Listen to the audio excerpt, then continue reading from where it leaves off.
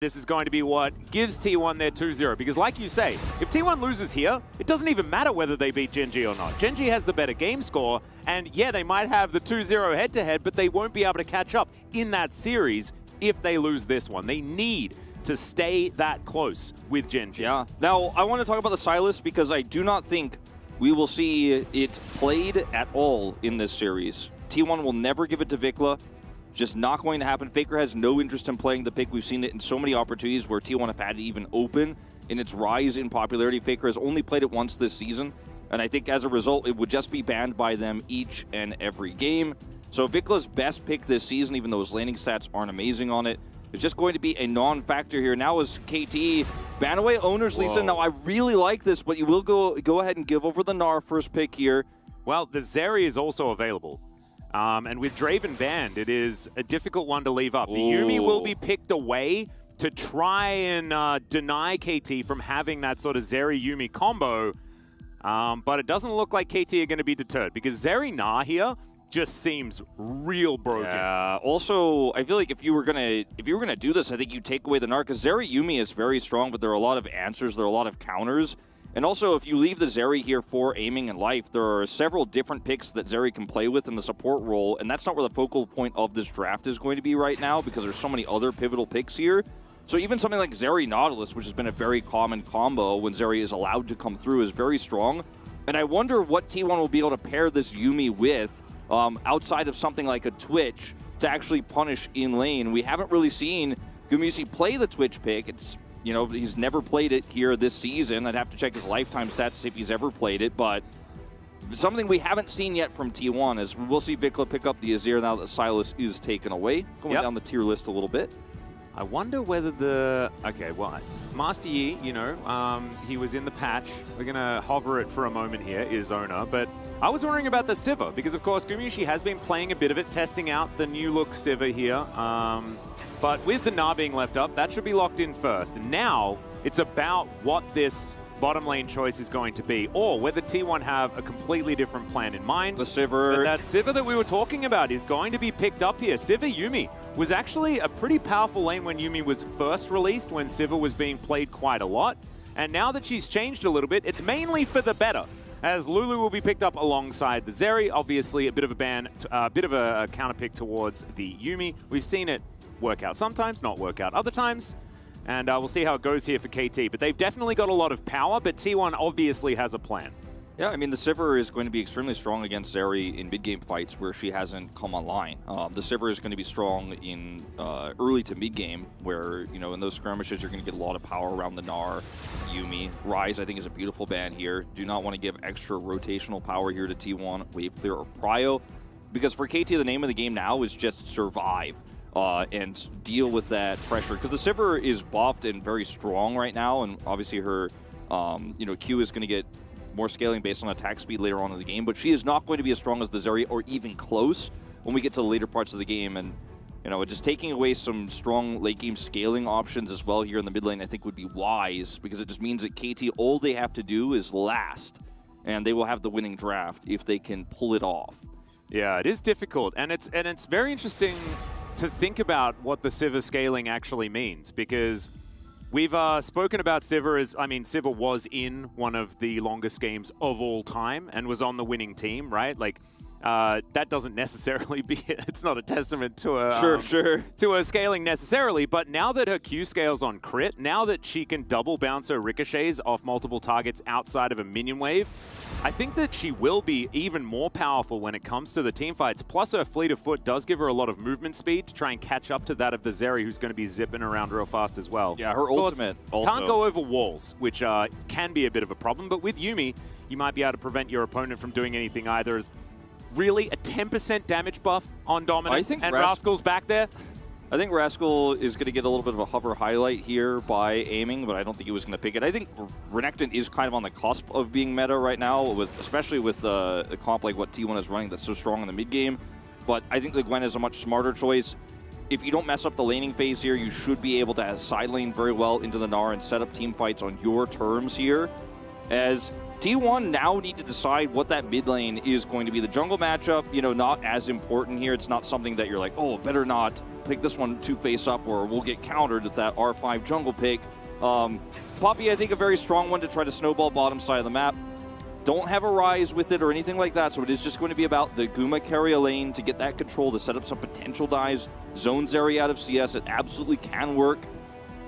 I find it really interesting that Cuz has hidden his pick, because I thought if they were going to do that, it'd be largely around him playing something like the Fiddlesticks or the Karthus. The Karthus was a champion that he was very, very good at in the past, but they've got so much magic damage that is a very difficult pick to make work in this composition. I love Oh my, Galio. Is he just going to do it? I mean, I think it makes sense with the scaling, but it will make you very weak in the early parts of the game. But if you're just going to sit under a turret, I mean, Karthus' vulnerabilities are not that exposed. You're also playing against a Poppy, potentially. This is even better, because you could just play defense with this Skarner pick right now here for KT.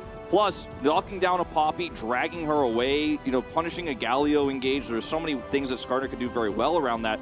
But my favorite part of this draft for T1 is the Galio follow-up. Faker has been by far and away the best Galio player this season. He's had some amazing taunt plays. He had a 5-man taunt in a really critical matchup. They have now, yeah, you didn't get the rise, but you have a lot of power around early skirmishing with this SIVIR. Taunts are going to be strong. Knockups are going to be strong. You can, of course, add some extra shielding. And I think that both, while KT have an amazing late-game draft here, T1 has an amazing punishing draft to get ahead. So I really feel like this game is going to be about who gets that tempo. Both of these teams have looked strongest when they could snowball those gold leads early. We're in for a good one here, Atlas. Yeah, I'm really excited about this. Really looking forward to SIVIR. She's been one of my favorite champions. I think she was the very first champion I ever played in League of Legends back in 2010. So there we go. Just a bit of nostalgia. And yes, I will go to sleep. The grandpa will definitely move out. But after this game, because we've got a telecom war, and we are very, very close to getting onto the Rift for it.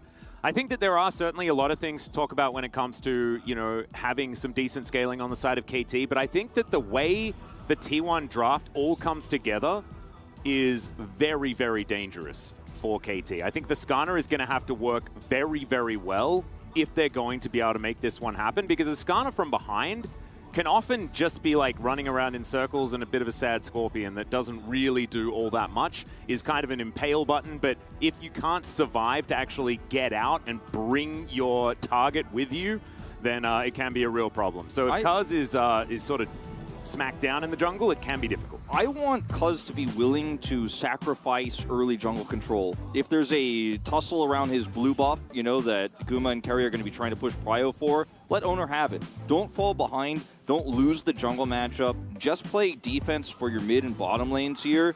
And let trust in Rascal's Gwen. You know, it's a tough matchup for the Gwen right now. Nara's winning it a lot more of the time. The range here, and it's Zeus of all players. Like, it's going to be tough, but play defensively.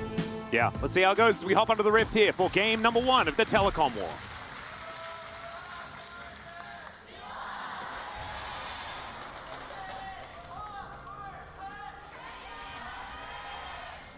I hope you guys could hear the drum. Joe Marsh was really, really giving it all he had in that fan chant. Oh, pack SIVIR as well for GUMAYUSI.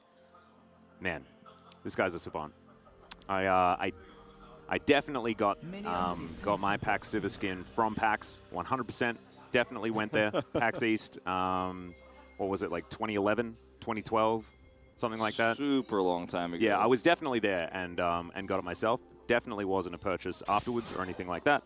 Would never do something like that. Ghost will be the summoner spell of choice here for GUMAYUSI. And when you have the Ghost plus Exhaust, and now Keria will take heal, so it's not like he's healless actually, he just has it in a different place. Yep. I think having the Ghost here is way more valuable than having...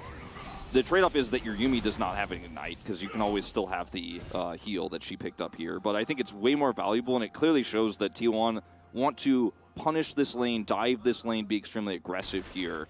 And also just means that you will be able to keep up with aiming as well, because you get so much movement speed just by being Zeri and pressing your R button, that GUMAYUSI, when he uses Fleet of Foot as well as that Ghost, plus on the hunt, like, you're not catching up with that SIVIR. I just don't think you're going to win. when it comes to the movement speed advantage. And every time the SIVIR ult gets popped, like that's when you have to be super careful as the Zeri in this case, because you're going to have a Galio who's running at you really fast, and yeah, he's got, you know, of course, his Predator setup, so positioning is going to be everything here. Yeah, as GUMAYUSI taking a fair bit of damage, but Kerry is going to jump off.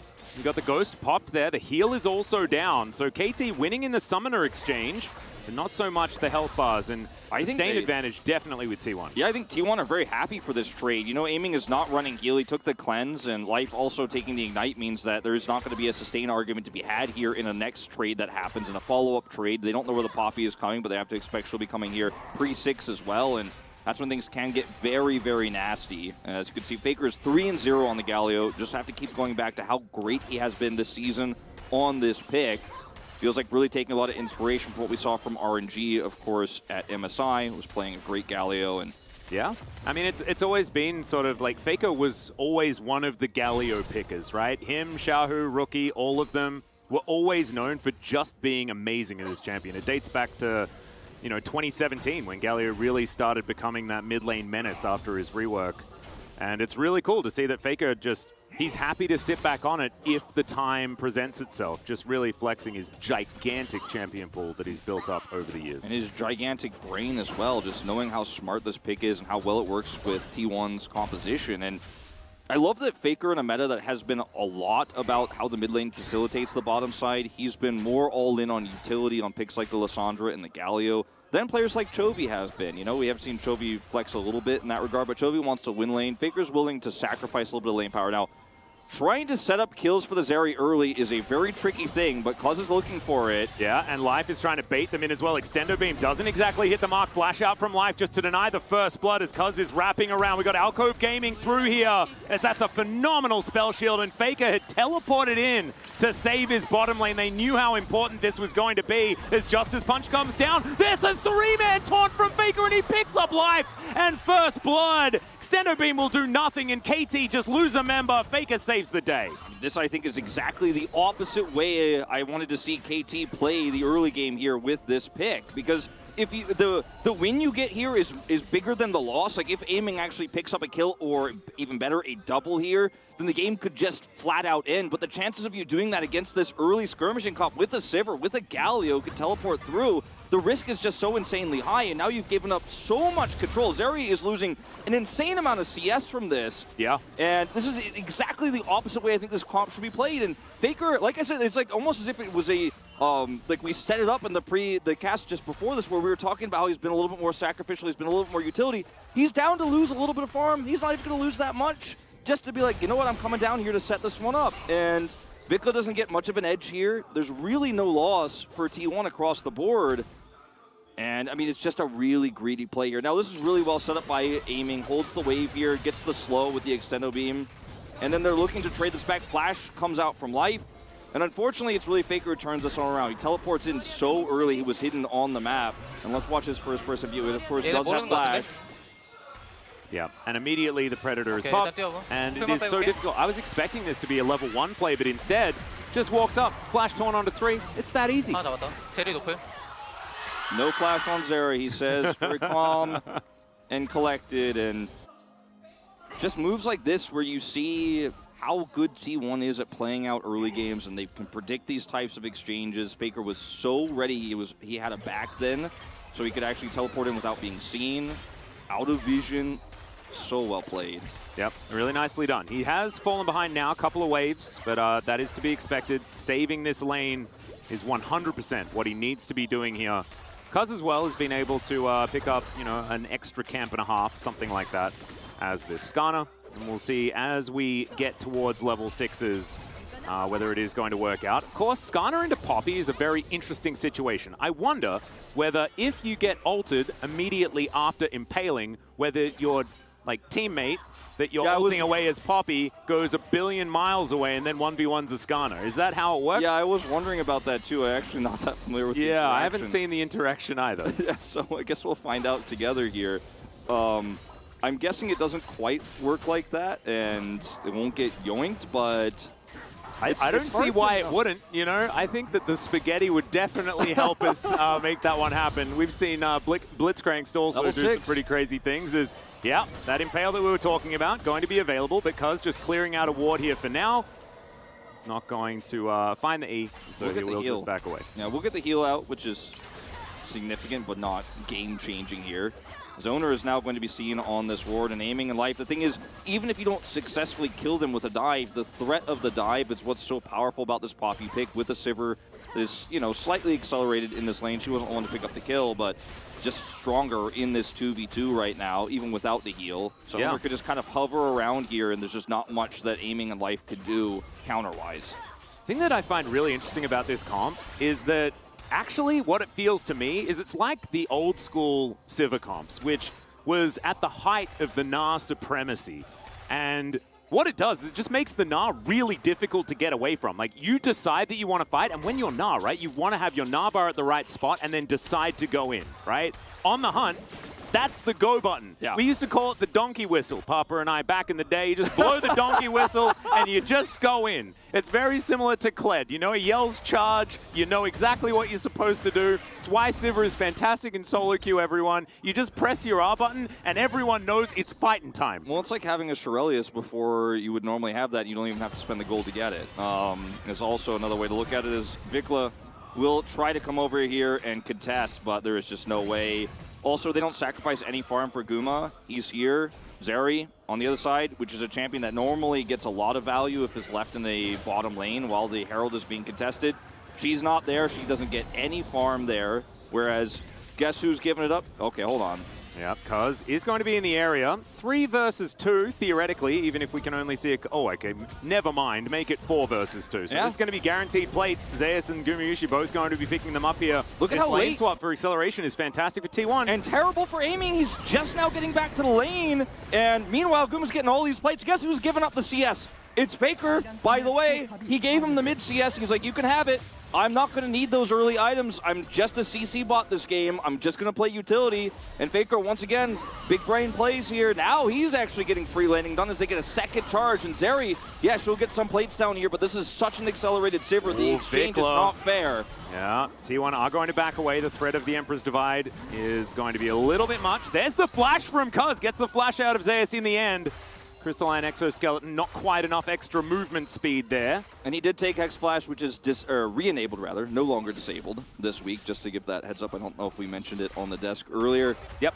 But yeah, aiming gets 2 plates. Guma, yes, some split, but gets a whole turret worth of plates. And this does at least help shore up some of the CS difference here for aiming. He picked up a lot of gold in this exchange, but now Rascal, not as safe as he was before. There's a lot of mid-game power here now in this T1 composition. Is Hex Flash going to be used here? Zeus has no idea. Yeah, so many wards, but it's going to see him a little bit too late here. Zeus is going to get knocked up by the Wild Growth pretty nicely. The stun should come through. The Gnar is onto 3, but I have a feeling Zeus is still going to die as he will get snipped down. Rascal secures that kill. That is going to be 1 over to KT to even out that scoreline, but the money damage is already there for T1. I don't think Zeus is too upset about the situation. No, I don't think so. I mean, it's still a small win here for KT, all things considered. A lot of resources had to be given.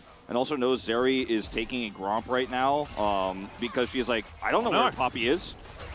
And he does come over here once he realizes, okay, she's definitely not there. But he was, of course, left out to dry by Life, who had to be topside for that play. And if Poppy dives him, he dies. So there's all these trade-offs, right? Like, he doesn't know that he could have actually farmed safely here, but when he doesn't know where Owner is, he just has to back away. Well, Owner is now going to be located in the river. I don't think he was spotted there by KT, but KT underneath their turret are going to be okay for the moment. We do have to remember that, you know, Zeri is even on CS. Not even on plates, like you were talking about, so there is still a big lead when it comes to money for GUMAYUSI. Look at that item that just came through, though. Yeah, that is... at this stage, it's a big one. That's also a very aggressive choice, right? This is GUMAYUSI saying, I do not need any sort of repositioning tool whatsoever. My team is going to be here to back me up, and it's going to be A-OK. I can just run really fast, and it'll be fine. I think with his Ghost and, you know, obviously his Spell Shield, he should feel pretty good about like his own self-peel and his ability to fight in the mid-game with this big boost of damage rather than safety. I think it's exactly what this comp is designed to do. Guma going to sweep this one through. Somebody might be hiding in that brush. We don't know. Yeah, there's the Hex Flash from Cuz. He has the shield, final chapter, and Flash going to be invested alongside the Ghost as well. So T1 do expend a lot, but they do keep their SIVIR alive still here at this stage of the game. Yeah. Rascal's been able to farm pretty freely despite the loss of turret because of the way the wave has been set up here for him as well. And when you don't know where Cuz is, you obviously could push this on a little bit further.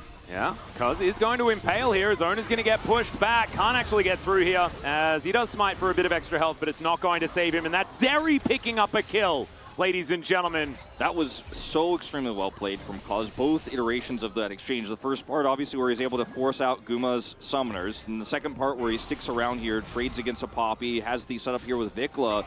And KT know their win conditions so well here, but also Cuz really just matching the tempo of Owner so incredibly well. Gonna go back to this moment here where he just sees Owner out. He's got a control ward here, so it's a free rotation for Vikla. It just goes ahead, sucks him in. Vikla has the follow-up from First Divide, and guess who's here? It's aiming. After summoners were taken away, you know the SIVIR isn't here. This is an easy fight to take. Really good play here, macro-wise, from KT, honestly, to set that one up. But that is even more plates going over to GUMAYUSI. And yes, he did share a couple with Zeus there towards the top side of the map, so it's not maximum plate money, but still, this SIVIR is just massive. You might see even as far as the CS is concerned and the extra kill for aiming. I still have a feeling that that is going to be a very strong SIVIR come mid-game, as Rascal's snipping away and actually getting some work done here onto Zeus with this newly switched around Gwen. Not able to be immune for quite as long as you used to be, but fixed up some of her other numbers, and of course her ultimate a lot easier to use now. Not needing to actually be in the thick of things to keep spamming it out every second. Yeah, I also think the true damage change to her Q is a really good one because it just means that, like, I think just for like regular players and normal people, it's just quality of life that you don't have to feel like you hit the center every time perfectly to really do damage. And she's a very difficult champion to play, I think, at lower levels of play. I thought those changes were pretty fantastic for her. My issue with the SIVIR lead right now, even though it's very small with that extra kill coming over, is that she hasn't been able to team fight yet. We had an 11, 12-minute first Drake here, and second Drake hasn't even spawned yet.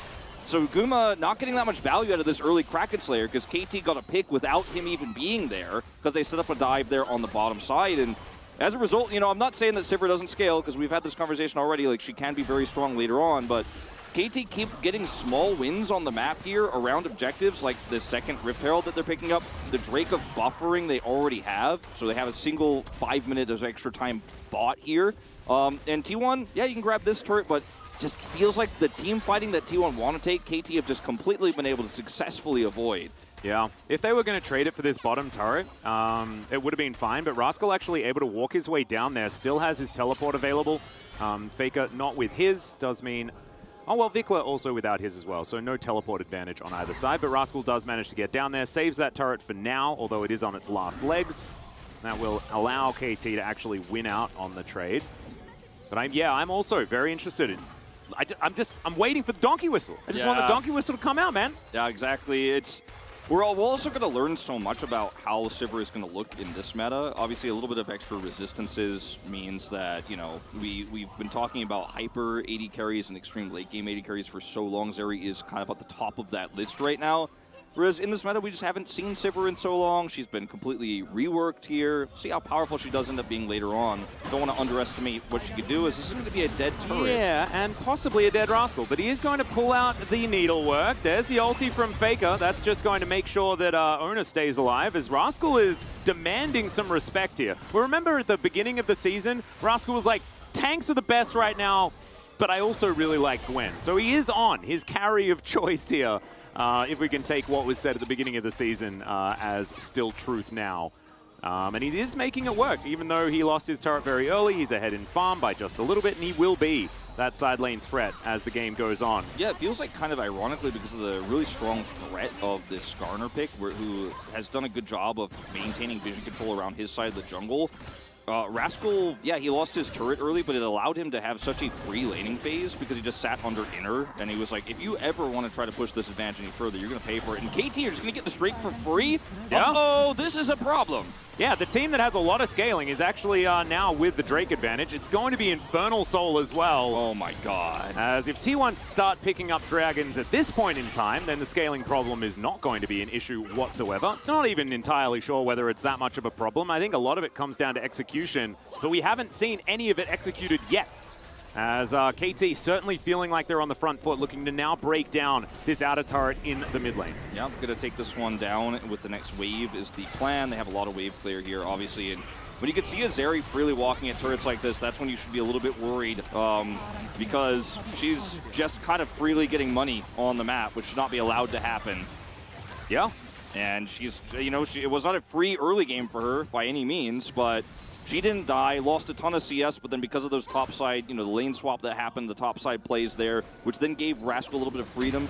She then caught up in CS, so aiming is now in a pretty comfortable spot here. Phantom Dancer a little bit faster here for GUMAYUSI, but Faker? Yeah, possibly out of position here just a little bit as he's trying to get out. Teleport to come through from KT, looking to try and protect Rascal, but Vikula's going to have to make his way out of here. Faker's taking a long time to be taken down, as Cuz definitely not wanting to use the Impale on just a lone gargoyle. And T1, positional error as the flash forward from Cuz. He's looking for GUMAYUSI, but he's so incredibly fast. And Cuz is just going to get smacked into the wall. Oh my goodness, the Impale was so cute. And Cuz is going to make it to safety, but life is going to pay for his sins then immediately afterwards. He is going to fall down. It looked cute, but it did not work out for KT as Vikula's going to have to flash. And GUMAYUSI is just straight up a raid boss. This was such an extremely risky call from T1. If this fight goes even slightly better and aiming picks up 2 or 3 kills here in the extended trade, then the game might as well just be over, but it's still working out for T1. They're still pushing Vikula away. As you mentioned, he had to flash now. Aiming, even though those health bars are low, isn't at the stage just yet with only an Immortal Shield Bow where he feels comfortable to continue to fight, even with Cleanse and Flash available. Guma really getting value out of the Kraken Slayer PD this time around. Hits the 2-item spike, which is why T1 wanted to force a fight here because there was no other objective. The second Drake had already gone over. We've already gone through second Herald, etc. But Faker had that one rogue ward, and he was like, I'm going to teleport to this. We're going to actually get the SIVIR a little bit more accelerated. She's got 2 items. I think KT handled this situation so incredibly well. As, yeah, Faker has a flank ward here, but the rest of his team is unfortunately just corralled by Rascal. And without Owner and Zeus here, Faker is just left out to dry, unfortunately, on the play. And really nice get over the wall here from Vikula, just shuffles his way through. Faker gets taken out. And from this moment on, I'm very concerned. Yeah, Zeus has a Narbar, but I'm like, this is the moment where aiming gets fed. And then this Impale is so beautiful, like you pointed out. Here from Cuz, just barely able to keep himself alive. Not great in the end. Obviously, it's not a game-changing moment, but it was very cool looking, and Cuz did survive a little bit longer. But yeah, if aiming gets a kill into Zeus here and Owner, then this is 100% great for KT. It's still slightly favoring to T1. Oh, it's massive. And the fact that GUMAYUSI doesn't get impaled is everything. Cuz just looking very silly. Did manage to ult Zeus there for that really cute play, but that's not how KT want to make this comp work. And I think that they were tracking the fact that the spell shield went on cooldown, and then Cuz is like, I got this, but it's not Predator. This is Phase Rush. This is the get out quick Skarner, not the get in quick Skarner. And you can, of course, like if you're in the middle of a fight or something, you can proc the Phase Rush and then get into the backline, but this is definitely more of a get in there and then be able to get out really quickly and create distance that way. But I think it's the more greedy of the options, because you saw that with all this movement speed on the SIVIR, it's very difficult for Cuz to get anywhere near GUMAYUSI. As KT going for an early Baron here. It's been alive for 50 seconds, and T1 have absolutely no vision of this area. And by the time they realize it's very late here, Faker is coming over the wall potentially with this blast cone. Oh, it is. Yeah, it's taking a long time. And KT are just going to back away. They opt out of the situation entirely. And I don't even think T1 knew, because I don't think they got they never in the pit. They never were able to hard confirm, but I think they sussed it out and they were like, okay, glad we checked. And I think by this point, with KT not showing for so long, they were like, ooh, they probably started it and just barely walked away. And they didn't get to see exactly when, but I think T1 definitely have the right idea here. As you look at the gold across the board here, still a 500 lead for the SIVIR. 1,200 here for Zeus has actually gotten so much value around the map here. But again, that gold isn't going to matter unless T1 can win these upcoming fights. And we still haven't seen a traditional 5v5 here with Guma. We saw him win one when Faker was just dead at the start. So let's see how this fight looks, because it's definitely one that both teams absolutely want to fight over. Soul Point on the line here for KT, an Infernal Soul Point. Yeah. And sometimes it feels okay giving away Drakes if you feel like your scaling's all right, but when it's Infernals and you're giving them to this T1 composition, that doesn't feel good at all. Zeus on the flank doesn't exactly have a huge Narbars. There's a big taunt onto two members. Emperor's Divide comes down, but it's not going to save the Azir. Aiming, trying to get autos through. His owner has to flash to get himself out of the way, but there's Zeri. She cannot get in range to fight, and the Drake is going to go over to T1, plus they win the battle. House flies forward. Aiming's going to get slowed down here. Zeus is not done yet. Oh, that boomerang damage was just massive, and Aiming's trying to run away, and he will be able to do so. T1 often with low health bars, but always winning these team fights. Yeah, and T1 just showcasing that they're such a fabulous team fighting team. Like, the way that we see these fights going is T1 taking it on their terms, engaging with the Gnar, setting up for these big taunts with Faker once again on the Galio. And by the time Aiming is ready in the Zeri moment, you know, everybody knows the Zeri moment where she's like, now I'm running at the enemy team. They're pretty low. I've had enough peel. My mid laner's done enough damage. I'm going to kill them all. Aiming never gets to have that moment on Zeri here because he's at a third health when he wants to have it. And the rest of T1 is in position, and Zeus has an R-bar. Like, it's just so beautifully set up here. As once again, we're going to see Cuz looking for topside pick. Yeah, him and Life I don't think is going to be enough damage here, as Cuz should be able to get an Impale, as he's looking to try and bring Faker back to Vikla. Owner's going to turn up, as Faker decides that he wants to turn this fight around. Faker is likely to fall down here, but no, actually creates enough distance. The rest of T1 turn up to save their mid laner, as Cuz is now limping away again. GUMAYUSI deals with that, with a ricochets. In goes Vikla. Faker just completely denies the Azir play, and now it's the big ol' Gnar in the front line to clean up shop. Extendo beam flying forward, but it's once again just not going to be enough damage, and Faker just baits all of KT. This was such a knife's edge play for both teams, but I thought this game was going to be decided on, you know, a Soul Point fight, maybe a Baron. KT said, no, we're just going to fight for this. We're going to force this on the top side. Oh no, Aiming. He is able to Jet Set Radio Future, tries to ulti this one, but he will get snared up with the Everfrost. Trying to keep himself alive here is Faker and a Cat, not exactly able to do it, but still Baron's going down, ladies and gentlemen. It doesn't matter that this kill wasn't able to be picked up, because T1 now have a gigantic lead and so much pushing threat. Yeah, I really thought what was going to break the back in this game was going to be a huge objective fight. Now, KT looked for that pick onto Faker. They knew he was flashless from the last fight. Bit of a damage issue, like you said, and unfortunately Vikla didn't have Emperor's Divide at the beginning of that fight. It was still on cooldown, so they're not able to lock Faker down. He buys just enough time, has a perfect stopwatch. As we're going back to this fight, like this is a million years ago, but this is also an important fight. Once again, set up by Faker's flash taunt play here. Owner lives for so long despite being impaled, gets to flash out. Then this choke point is god tier for KT if you have the extra damage, if you're on a 3-item, 4-item Zeri for an 35 minutes into the game, but you do not have control here, and this is, again, just not enough damage like you pointed out initially. Look at the rest of T1. They're already rotating up. This was a bait play here from Faker, and if KT end up grabbing him here and then winning the subsequent fight, that's how Aiming gets those items, but he's so disconnected. Zeus comes through from the back. Faker buys a ton of time, and this is unfortunately just a disaster for KT. So much extra money now as Vikla tries to go for the kill here on the Faker, and he's just completely outplayed. Just denied, and Faker went down so extraordinarily low. I'm sitting there thinking like, oh, that could be a decent time to stopwatch. That could be a decent time to stopwatch, but no, Faker is not as scared as I am, as it turns out.